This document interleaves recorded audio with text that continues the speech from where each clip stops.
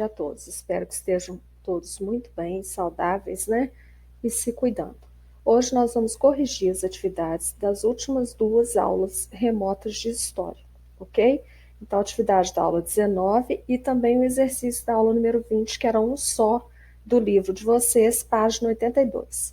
Vocês vão corrigir as atividades no caderno, procurem ser o mais honestos possíveis com vocês, porque essa honestidade é sua, não é minha. Vocês vão fazer o seguinte: quando vocês acertarem, vocês vão colocar um visto na questão, um C de certo.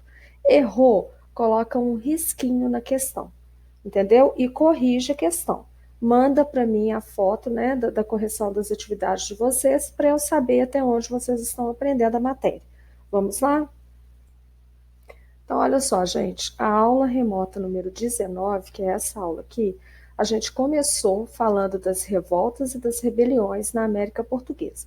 Toda vez que vocês virem esse termo aqui, ó, América Portuguesa, ele remete ao Brasil colonial, ou seja, ao tempo que o Brasil fazia parte, ou pertencia a Portugal, ok? Eu até coloquei isso para vocês na introdução da atividade. Agora a gente vai corrigir as atividades. Eu vou dando as respostas aqui e vocês vão corrigindo no caderno de vocês. Conforme eu já havia dito antes, você acertou, coloca um C de certo. Errou, dá um risquinho na frente da questão. Eu errei, professora, como que eu devo agir? É só corrigir e deixar o risquinho para eu saber que você errou aquela questão, ok? Então, a primeira questão que foi dada para vocês foi essa aqui. Cite o tema principal do vídeo.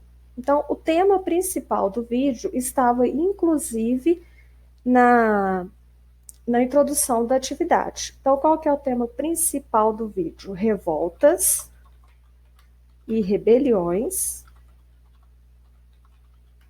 na América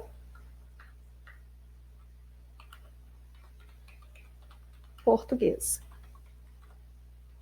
O que são essas revoltas e essas rebeliões na América Portuguesa? Os colonos nem sempre estavam satisfeitos com a metrópole, né? E eles se revoltavam contra Portugal. Depois, a letra B. Ó, tô respondendo de vermelho para facilitar para vocês. Geralmente, pensamos na história do Brasil como a metrópole mandando na colônia. E a colônia, por sua vez, obedecendo. Metrópole, Portugal.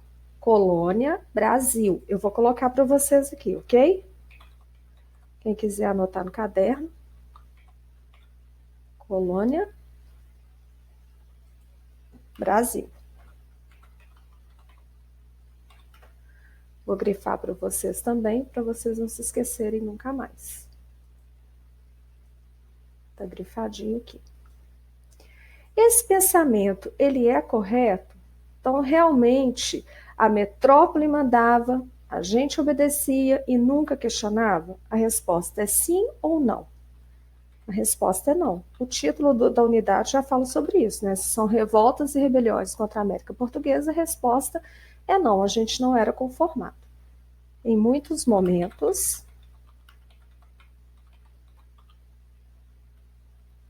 os interesses da colônia se chocavam com os interesses da metrópole e acabavam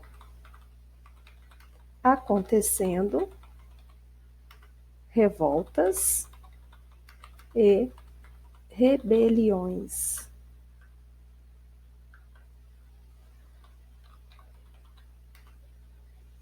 Então, vou grifar também de vermelho para facilitar para vocês corrigirem aí na casa de vocês. Agora vem a letra C. As revoltas e rebeliões no Brasil colônia são tradicionalmente divididas em dois tipos: revoltas nativistas e revoltas emancipacionistas. Nativista vem da palavra nativo, né? Então, de dentro da colônia mesmo, né?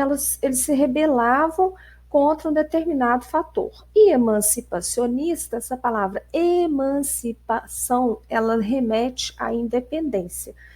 Então, significa que esses povos queriam uma emancipação em relação à metrópole, ok? Então, a gente vai ver qual é a diferença entre elas. Então, olha só. Lembrando, gente, que para vocês fazerem essas atividades aqui, vocês tinham que ver o vídeo com muita atenção. Quando eu mando o vídeo para vocês, não é à toa não, viu? Se vocês não prestarem atenção, vocês não vão aprender a matéria. Lembrando que a gente pode voltar a qualquer momento, né? Essa pandemia não vai ser para sempre. E se eu for cobrar essa matéria em prova, vocês vão passar aperto. Então, quando eu mandar essas aulas, façam as aulas com bastante atenção. Então, vamos lá. Revolta nativista, eu coloquei RN para abreviar, ok? Então vamos lá. A revolta nativista tinha como objetivo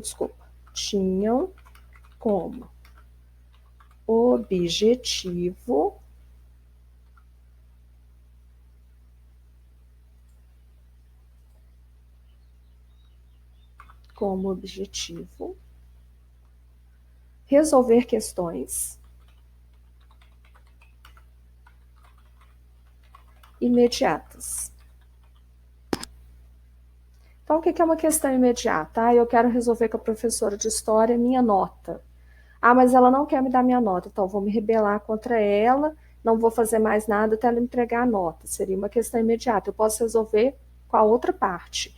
Né? Então, qual que seria uma questão imediata no Brasil colônia? Por exemplo, vou colocar aqui para vocês, ó, 3 exemplos. Contra impostos, né? A metrópole impunha um valor muito alto, esses povos não aceitavam e se rebelavam. E criação de leis também era muito comum. A metrópole criava a lei, eles não aceitavam e se rebelavam contra a metrópole. Então, 2 exemplos aí para vocês. Eu vou fazer de vermelho também, para facilitar na hora de copiar a resposta no caderno. Aí embaixo, o que eu pedi? 3 exemplos de revoltas nativistas. Vocês tinham que me dar 3 exemplos. Eu vou dar todos os exemplos que o vídeo citou para vocês, ok? Então, a primeira revolta que ele cita é a aclamação do Amador Bueno.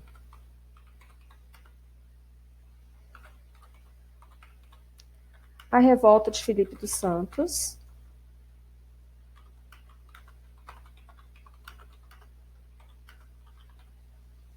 Também conhecida como Revolta de Vila Rica. Tá, eu vou colocar aqui, ó, ou Revolta de Vila Rica, depende do livro de história que vocês estiverem estudando. Vila Rica era Ouro Preto, tá? Revolta de Vila Rica. Revolta de Beckman, ou Bickman, né, como vocês queiram.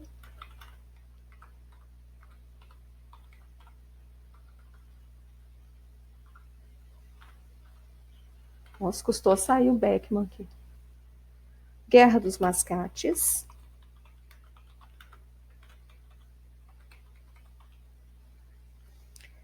Guerra dos Emboabas.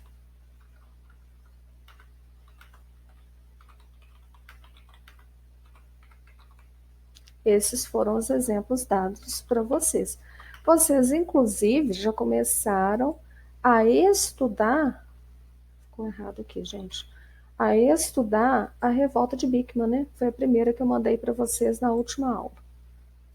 Nós vamos ver cada uma delas, né? Beleza. Entre as revoltas emancipacionistas, 3 merecem destaque. Cite-as. Aí ele cita lá para vocês 3 revoltas importantes. A Inconfidência Mineira,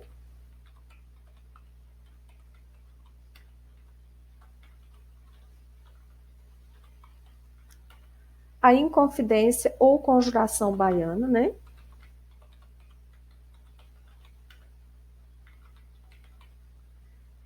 E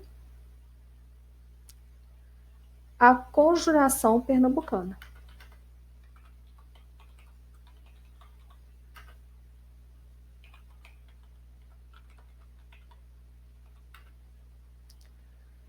Essas revoltas aqui, gente, emancipacionistas, elas não tinham um caráter ou uma perspectiva nacional. Não significava que eles queriam que o país inteiro se tornasse independente da metrópole. No caso da Inconfidência Mineira, Minas Gerais se tornaria independente de Portugal. Baiana, Bahia se tornaria independente. Pernambucana, Pernambuco. Era uma revolta meio egoísta, né? Eles olhavam para o próprio umbigo. Essa que é a verdade. Então, vou frisar para vocês aqui, ó, não tinham perspectiva nacional. Então, era só eles lá no mundinho deles, né? Quais revoltas existiram no Brasil colônia e geralmente não são citadas pelos historiadores? A gente está vendo citados pelos historiadores, inclusive o livro de história de vocês é assim. Mas existiram algumas revoltas e elas não foram citadas. Será que os índios, os escravos aceitavam assim, de cabeça baixa, né? Tudo que a metrópole mandava fazer, que o colonizador, né, também fazia? Claro que não. Esses índios se revoltavam, alguns dos índios se revoltaram e alguns escravos também. Os escravos, inclusive, montaram quilombos para o Brasil afora, onde eles se escondiam do colonizador. Então, eu vou colocar aqui para vocês, está lá no vídeo também essa explicação. As revoltas dos escravos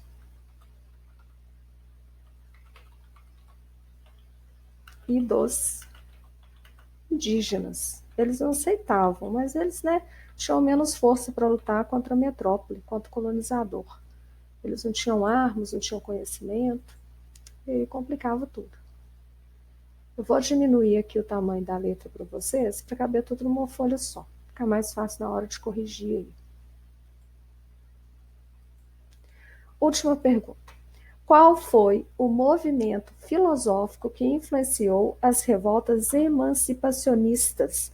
Foi o Iluminismo, liberdade, igualdade, fraternidade, né? E assim por diante.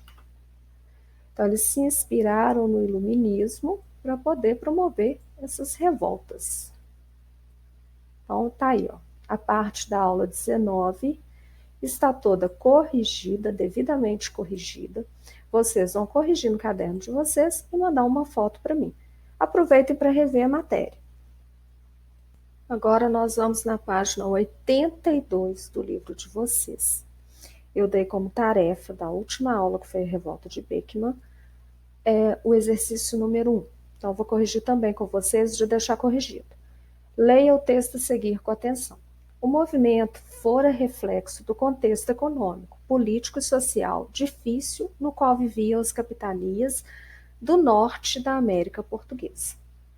Com atividades voltadas para gêneros de baixa produtividade e comercialização, como as drogas do sertão, anil, canela, cravo, salsa parrilha, alecrim e outros mantimentos, a região tinha uma pequena circulação monetária, o que ocasionava uma intensa utilização da mão de obra gentia, já que os negros acabavam se tornando um produto caro para sua aquisição.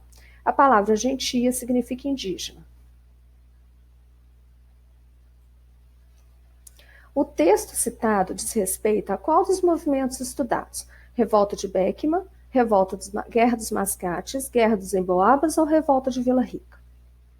A Guerra dos Emboabas, a Revolta de Beckmann e a Guerra dos Mascates, a gente viu que são revoltas nativistas. A Revolta de Vila Rica também seria um exemplo de revolta nativista, todas elas. Então, mas a gente não tinha visto nenhuma. Então, pela lógica, né, se vocês não quisessem consultar novamente a matéria, a resposta certa, desculpa, é a Revolta de Beckmann, opção número 1, ok? Então, quem não acertou, corrige no caderno, mas pelo que eu vi da correção do exercício, todos vocês acertaram. Então, gente, tenham uma boa tarde, aproveitem que a aula hoje foi menos cansativa e descansem, ok? Na próxima aula, a gente termina de trabalhar a Revolta de Beckmann. Beijo, fica com Deus e se cuidem. Abraços.